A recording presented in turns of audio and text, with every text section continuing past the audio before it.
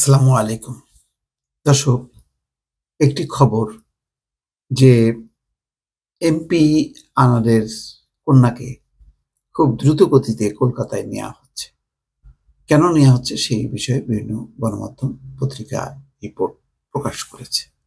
MP আহ, আনোয়ারুল আজিম আনারের যে দেহের অংশ সেপটিক ট্যাঙ্কে পাওয়া গেছে সেটি নিয়েও নানান রকম কথাবার্তা চলছে।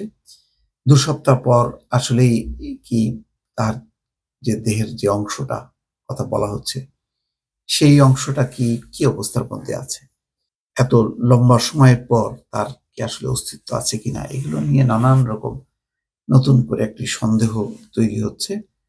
যদিও আহ, সন্দেহের দিকে না তাকিয়ে ডিবির কর্মকর্তারা বাংলাদেশের এবং কলকাতা তারা কাজ চালিয়ে যাচ্ছে। ডিএনএ টেস্টের কথা বলা হচ্ছে, ফরেনসিক টেস্টের কথা বলা হচ্ছে, এই সমস্ত পরীক্ষা নিরীক্ষার পর এবং বলা হচ্ছে যে আনারের মেয়েকে আনার কারণ হচ্ছে যে তার কন্যা বাবার দেহের অংশ সঠিক কিনা সে একটা স্বীকৃতি প্রদান করবে। একই সঙ্গে তার এক চাচাও যাচ্ছেন।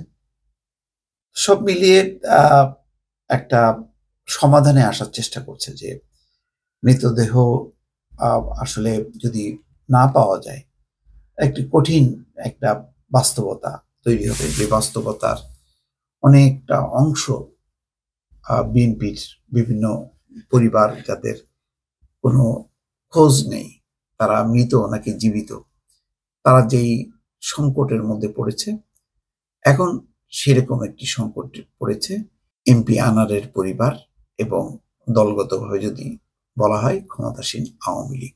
এখানে খবরে বলা হচ্ছে যে ঝিনাইদহ 4 আসনের এমপি আনোয়ারুল আজিম আনার হত্যাকাণ্ডের ঘটনায় মরদেহের খণ্ডিত অংশের খোঁজে কলকাতার বিভিন্ন জায়গায় চলছে শ্বাসরুদ্ধকর অভিযান। প্রায় ক্লুলেস এই হত্যাকাণ্ডের 15 দিন পর মঙ্গলবার নিউ টাউনের সঞ্জীবা গার্ডেনের সেপটিক ট্যাঙ্ক থেকে মাংসের দলা উদ্ধার করা হয়েছে। তবে এটি এমপি আনারের মরদেহের খণ্ডিত অংশ কিনা তা নিশ্চিত করতে আনারের মেয়ে মুমতারিন ফেরদৌস ডরিনকে কলকাতায় নেওয়া হচ্ছে। মঙ্গলবার রাতে ঢাকা মহানগর পুলিশের গোয়েন্দা শাখার প্রধান হারুনুর রশিদ এই তথ্য জানান। এমপি আজিম হত্যাকাণ্ডের ঘটনা তদন্তে তার নেতৃত্বাধীন 3 সদস্যের একটি গোয়েন্দা দল বর্তমানে কলকাতায় অবস্থান করছে। মোহাম্মদ হারুনুর রশিদ বলেন, এমপি আজিমের পরিবারের কাউকে কলকাতায় নিয়ে আসা ছাড়া দ্রুততম সময়ে লাশ শনাক্তকরণ সম্ভব নয়।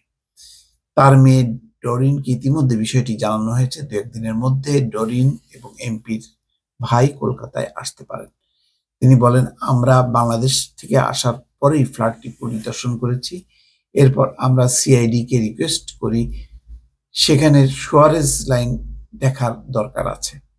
সিআইডি খুব আন্তরিকতার সঙ্গে কাজ করছে। বাংলাদেশে গ্রেপ্তার হওয়া ঘাতকদের কাছ থেকে পাওয়া তথ্য দিয়ে আমরা সিআইডি কে সহযোগিতা করছি। ডিবি প্রধান বলেন, সেপটিক ট্যাঙ্ক থেকে বেশ কিছু মাংসের টুকরা উদ্ধার করা হয়েছে। এই মাংসগুলোকে ফরেনসিকের জন্য রাখা হয়েছে, পাশাপাশি ডিএনএ টেস্টও করা হবে, তারপরে বলা যাবে এগুলো এমপির দেহের অংশ কিনা। তিনি আরো বলেন, আমরা বুধবার সকালে কলকাতা সিআইডি কার্যালয়ে যাব। মরদেহের খণ্ডিতাংশ উদ্ধারের বিষয়টি অফিসিয়ালি নিশ্চিত হতে হবে। সেটা যে সংসদ সদস্য আনারের তার ডিএনএ পরীক্ষা ছাড়া বলা সম্ভব নয়। আমরা আগে নিশ্চিত হই, তারপর রক্তের সম্পর্কের কাউকে কলকাতায় ডাকা হবে ডিএনএ পরীক্ষার জন্য। খালে উদ্ধার অভিযান নিয়ে ডিবি প্রধান বলেন, উদ্ধার অভিযান চলবে।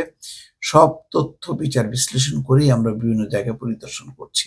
তিনি বলেন, যেহেতু হত্যাকাণ্ডটি এই দেশে সংঘটিত হয়েছে এবং একটা হত্যাকাণ্ডের পর এবং একটা মামলার তদন্ত কাজের জন্য বিভিন্ন পারিপার্শ্বিক দিক বিবেচনা করে সবকিছু করতে হয়। ঘাতকরা আমাদের কাছে বিভিন্ন তথ্য দিয়েছে, সেই মোতাবেক আমরা বিভিন্ন জায়গায় যাব। এই হচ্ছে দর্শক পরিস্থিতি। এখন সব মিলিয়ে পরিস্থিতি খুবই জটিল হচ্ছে নিঃসন্দেহে, যে এই মাংসের দলা 2 সপ্তাহ কি অবস্থার মধ্যে আছে সেটা ডিএনএ টেস্ট করা হবে, ফরেনসিক পরীক্ষা করা হবে, কিন্তু তারপরে তার মেয়েও বা কিভাবে চিহ্নিত করবে এই দেহের অংশ দেখে, কি পজিশনে ছিল এই 2 সপ্তাহ, মানে খুবই একটা গোলকধাঁধা। এই গোলকধাঁধার সমাধান কি হবে, কতটুকু যুক্তিসঙ্গতভাবে সমাধান হবে, কতটা আবেগ সেখানে কাজ করবে, সেটি বলা খুবই কঠিন। দর্শক, ভালো থাকবেন। আল্লাহ হাফেজ।